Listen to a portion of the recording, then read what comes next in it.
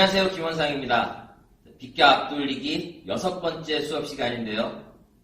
여러분들이 비껴 앞돌리기를 시도하실 때 내공의 진행 각도를 길게 만들 것이냐 짧게 만들 것이냐를 조절을 하려고 하실 때 타법으로 처리를 하려고 하십니다. 비껴 앞돌리기에서 각도의 진행을 바꾸는 것은 타법이 우선적인 것이 아닙니다. 좌우 회전이 어느 정도 선택이 되느냐에 따라서 각도가 달라지는데요. 이 부분을 꼭 염두에 두시면서 공부를 하시면 많은 도움이 되실 겁니다.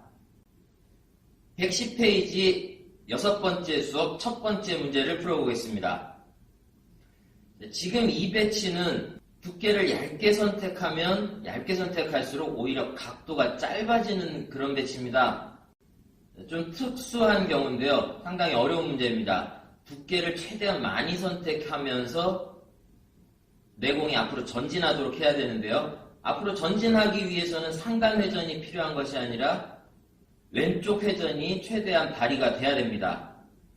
자, 그런데 회전이 너무 많으면 두 번째 쿠션에서 각도를 만들지 못하고 옆으로 많이 누워버립니다.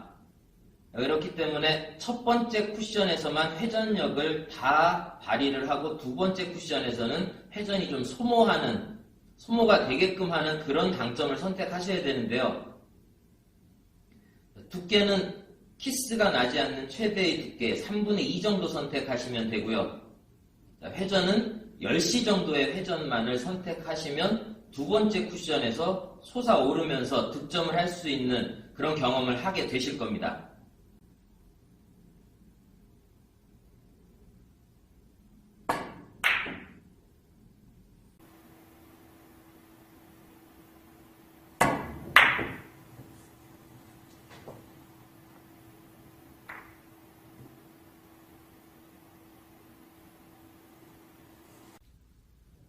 지금까지 보였던 비껴 앞돌리기 문제 중에서는 가장 어려운 문제라고 할 수 있겠습니다.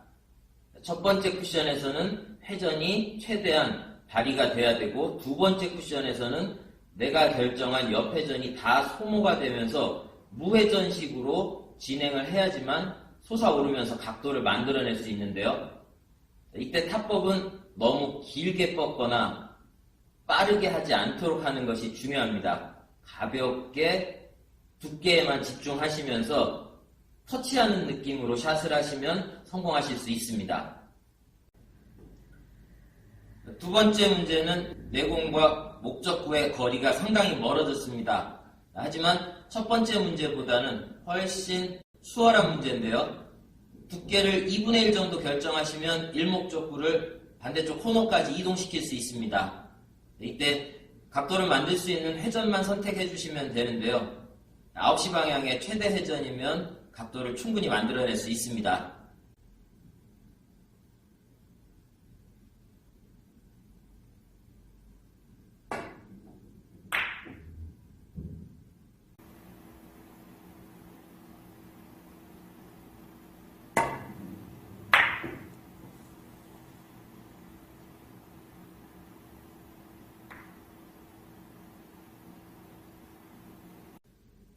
가벼운 충격만으로도 충분히 거리 이동을 시킬 수 있습니다. 큐를 너무 길게 뻗거나 너무 빠른 속도로 샷을 하지 않도록 하는 것에 주의를 하시면서 시도하시기 바랍니다. 세 번째 문제입니다. 이 세 번째 문제는 1번 문제보다 훨씬 더 어렵다고 할 수 있는데요. 거의 각도는 비슷하지만 내공이 조금 더 각도가 어렵습니다. 지금도 두께 선택은 키스를 피할 수 있는 최대의 두께를 선택하시면 되고요. 회전은 10시 반 방향 회전입니다. 이때 타법이 굉장히 중요한데요. 너무 빠르게 치면서 각도를 만들지 못하는 경우들을 많이 봅니다. 아주 가볍게 두께에만 집중하시면서 터치하는 느낌으로 샷을 하시면 각도를 만들어내실 수 있을 겁니다.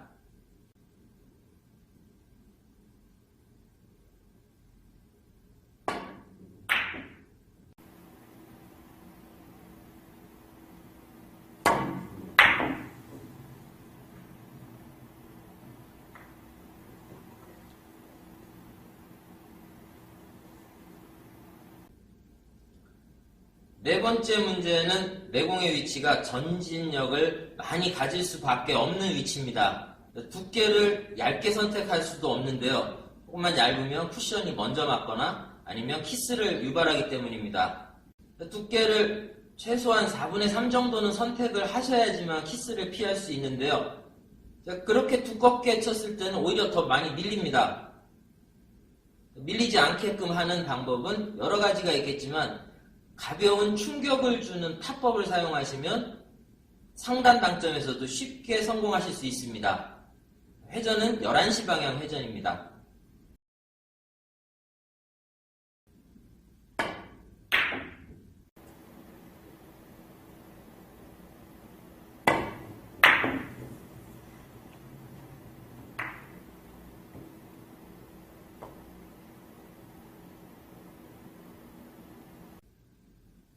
다섯 번째 문제입니다.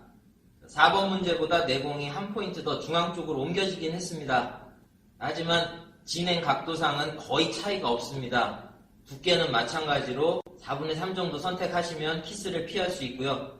지금은 약간의 각도가 좀 달라지기는 했는데 충격량 차이 조금만으로도 각도는 바꿔낼 수 있습니다. 아니면 회전량을 조절하시면 되는데요.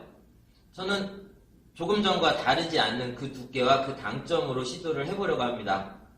대신에 조금만 빠르면 옆으로 많이 벌어집니다. 그래서 오히려 짧아질 수도 있는데요. 속도 조절에 유념하시면서 연습하시기 바랍니다.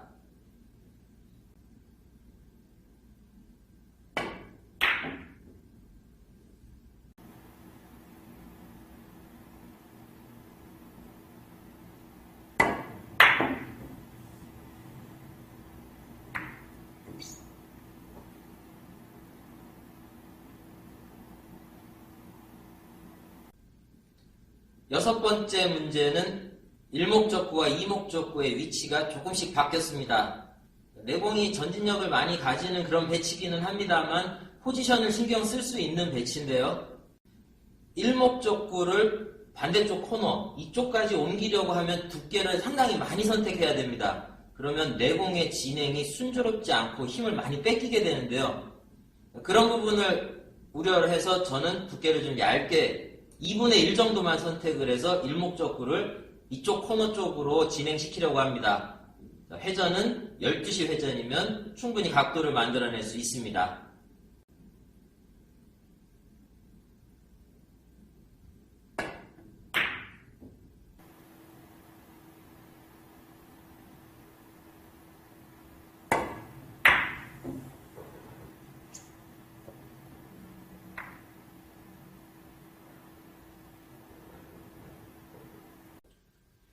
일곱 번째 문제입니다.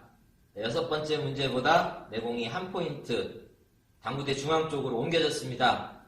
두께 여유가 조금 더 얇게 칠 수 있는 여유가 조금 더 생겼습니다. 두께는 2분의 1보다는 조금 더 적은 두께를 사용하시면서 마찬가지로 일목적으로 이쪽 코너 쪽으로 진행시키시면 다음 배치를 좀 쉽게 만들 수 있는데요.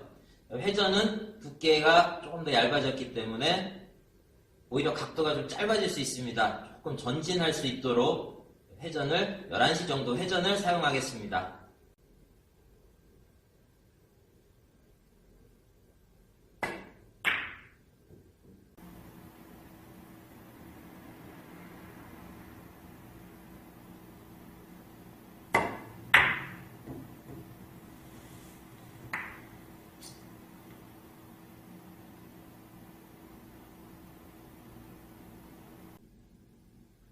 여덟 번째 문제입니다.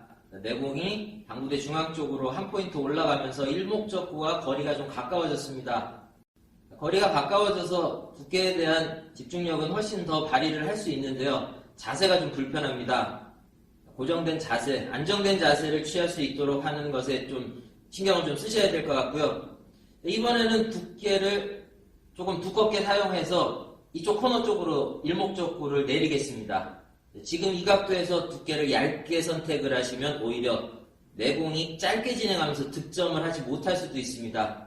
물론 회전량은 조절하시면 되지만 일목적구와 내공의 속도 밸런스가 좀 맞질 않습니다. 두께는 2분의 1 선택할 거고요. 회전은 11시 회전입니다.